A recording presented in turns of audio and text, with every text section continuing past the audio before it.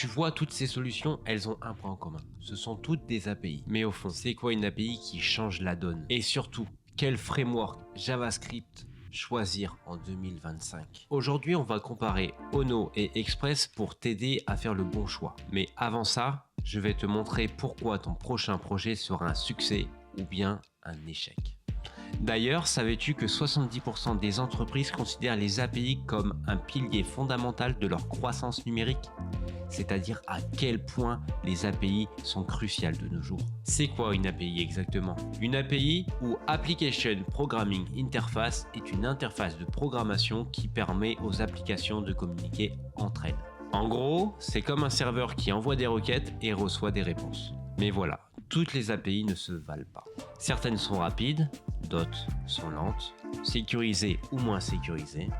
Alors, comment créer une API qui tient la route? Prenons un exemple concret.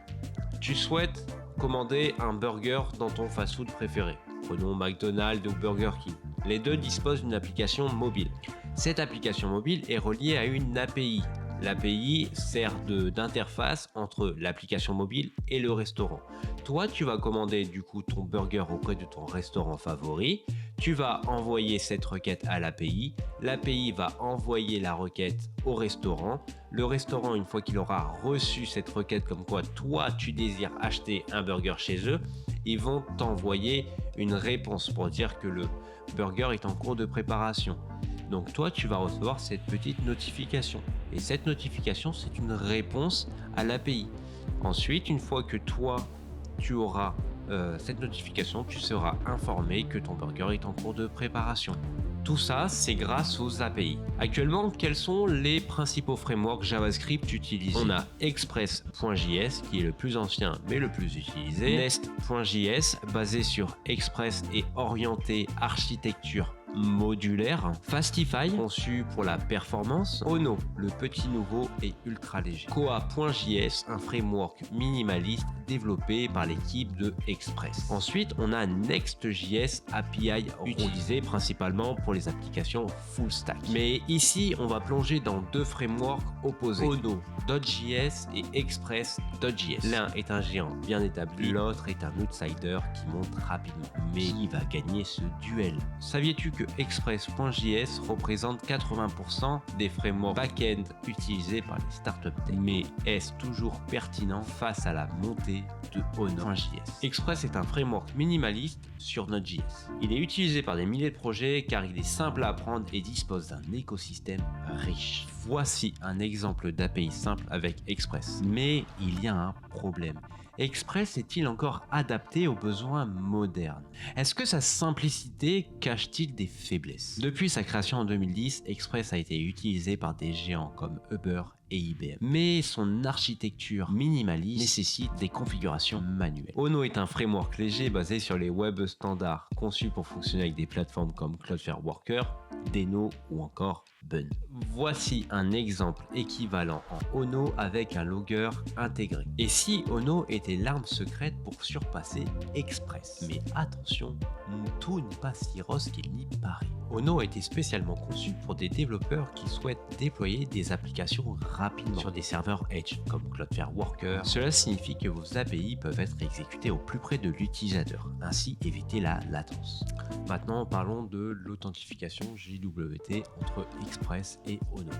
Voici comment Express gère l'authentification avec JWT. Et maintenant, voici comment Ono gère l'authentification avec JWT. Mais quelle solution est vraiment la plus rapide, la plus facile à maintenir? L'authentification JWT est essentielle pour sécuriser vos API. Une mauvaise implémentation peut exposer vos utilisateurs à des attaques comme le token hijacking. Parlons des SSE, les serveurs send event. Imagine que tu veuilles envoyer des notifications en temps réel à tes utilisateurs. C'est possible de le faire en SSE. Mais lequel des deux frameworks fait le mieux le travail? Les SSE sont particulièrement utilisés pour des mises à jour en temps réel comme des tableaux financiers ou des notifications push. Donc voici un code SSE avec Express.js et maintenant voici un code SSE avec Ono.js. Et si tu veux aller encore plus loin avec les communications bidirectionnelles, les WebSockets sont là. Mais quelle implémentation est la plus simple? Voici une implémentation des WebSockets avec Express.js et voici une implémentation des WebSockets avec Ono.js. Les WebSockets sont idéaux pour des applications comme les jeux mobiles ou les chatbots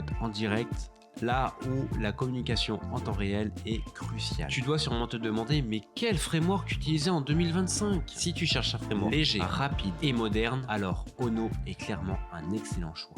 Il est type-safe, ce qui réduit les erreurs à la compilation. Il est optimisé pour les nouvelles plateformes comme Cloudflare Worker ou encore Deno.